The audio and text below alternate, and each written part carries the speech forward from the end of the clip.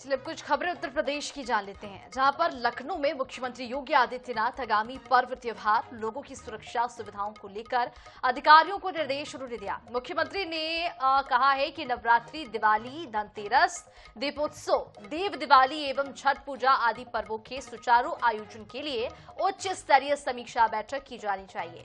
योगी आदित्यनाथ ने निर्देश दिए हैं कि मिशन शक्ति 5.0 के सफल संचालन के लिए पूरी तैयारियां करें।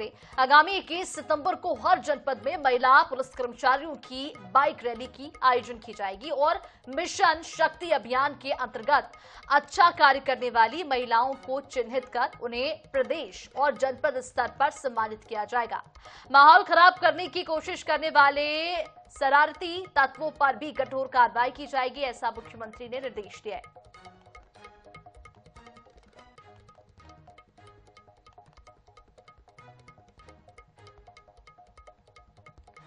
इधर आगरा पहुंचे संस्कृत एवं पर्यटन मंत्री जयवीर सिंह ने सरकार की ओर से जीएसटी दरों में किए गए बदलाव को लेकर जानकारी दी। उन्होंने कहा कि टैक्स में देश बड़े बदलाव की अपेक्षा कर रहा था, लेकिन यूपीए सरकार का बदलाव का प्रयास कम नहीं किया।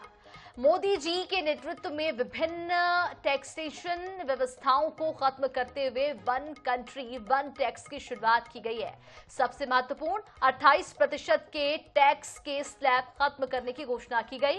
रोजमर्रा के उपयोग की चीजों को या तो टैक्स मुक्त किया गया है या फिर सबसे कम 5% वाले स्लैब में लाया गया है।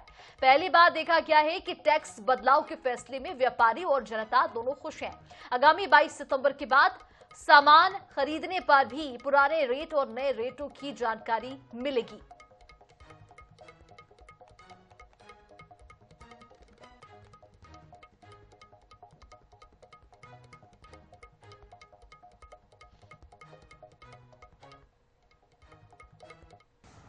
लंबे अंतराल से टैक्सेशन के क्षेत्र में बड़े बदलाव की अपेक्षा देश कर रहा है। हालांकि यूपीए की सरकार में ये प्रयास किया गया, लेकिन वो लागू नहीं कर पाए। आदरणीय मोदी जी के नेतृत्व में देश की सरकार बनने के बाद लंबे चिंतन मंथन के बाद 2017 में विभिन्न टैक्सेशन व्यवस्थाओं को खत्म करते हुए एक नई टैक्सेशन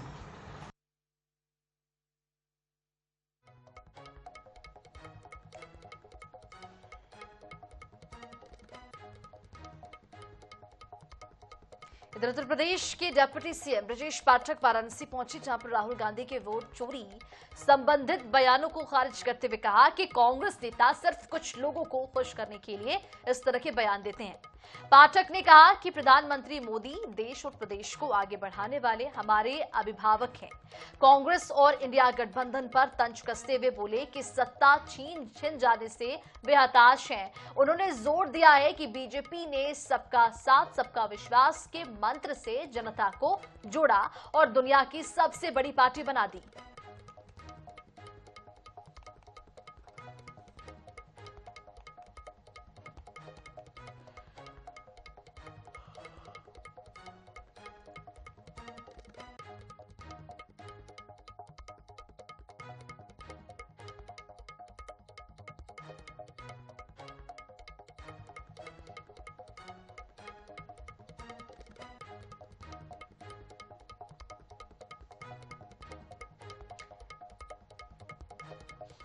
इधर केंद्र सरकार की तराई क्षेत्र के विकास को लेकर बड़ी पहल जो है अब रंग लाई है। बहराइच में नानपारा नेपालगंज रोड रेल खंड पर 130 किलोमीटर प्रति घंटे की रफ्तार से ट्रेन का सफल ट्रायल पूरा हुआ। इस ट्रायल के साथ ही इलाका देश के ब्रॉड गेज रेल नेटवर्क से जोड़ दिया गया है और पूर्वोत्तर के रेलवे लखनऊ मंडल में यात्रियों को सुरक्षित और बेहतर सुविधाएं देने के लिए लगभग 20 किलोमीटर लंबी नई विद्युतीकृत रेल लाइन का निरीक्षण कार्य भी संपन्न हो चुका है।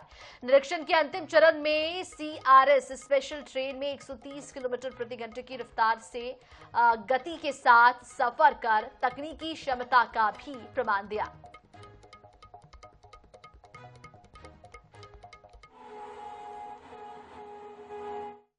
इसी क्रम में आज मंडल के Nanpara Nepalganj road rail section पर CRS महोदय द्वारा द्वितीय दिन का निरीक्षण किया गया।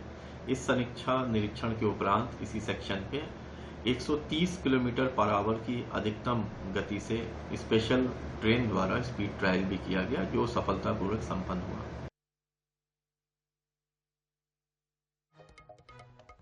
इधर गाजियाबाद पहुंचे मुख्यमंत्री योगी आदित्यनाथ ने टेक्नोलॉजी से रोजगार छीनने की आशंकाओं के बीच एक बड़ा बयान दे दिया। सीएम योगी आदित्यनाथ ने कहा कि टेक्नोलॉजी रोजगार छीनने वाली नहीं है, बल्कि नए अवसर पैदा करने वाली है। उन्होंने युवाओं से आह्वान किया कि AI और उभरती हुई टेक्नोलॉजी को अपनाएं। सीएम योगी आदित्यनाथ ने गाजियाबाद में भारतवर्ष की स्वर्णभा नरेंद्र मोदी पुस्तक का विमोचन किया। कार्यक्रम का आयोजन जो है वो विकसित भारत विकसित यूपी थीम पर किया गया था।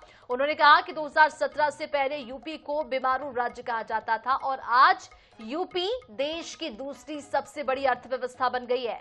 सीएम ने यह भी कहा कि अब गंदगी और गैंगस्टर नहीं, गाजियाबाद की पहचान शिक्षा और उद्योग से जुड़ चुकी है।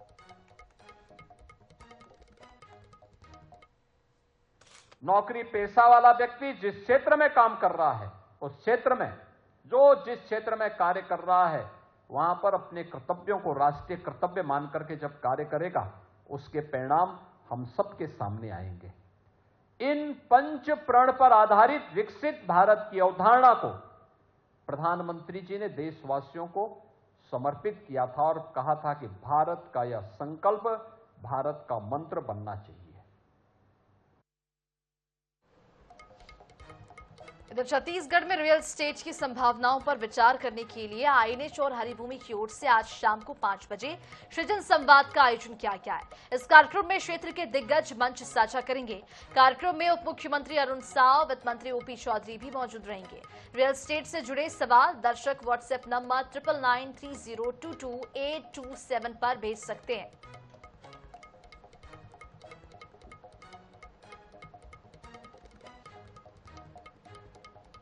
और इसी के साथ फिलहाल इस बुलेटिन में इतना ही। देश और दुनिया की तमाम खबरों के लिए बने रहिए INH 24/7 के साथ। नमस्कार।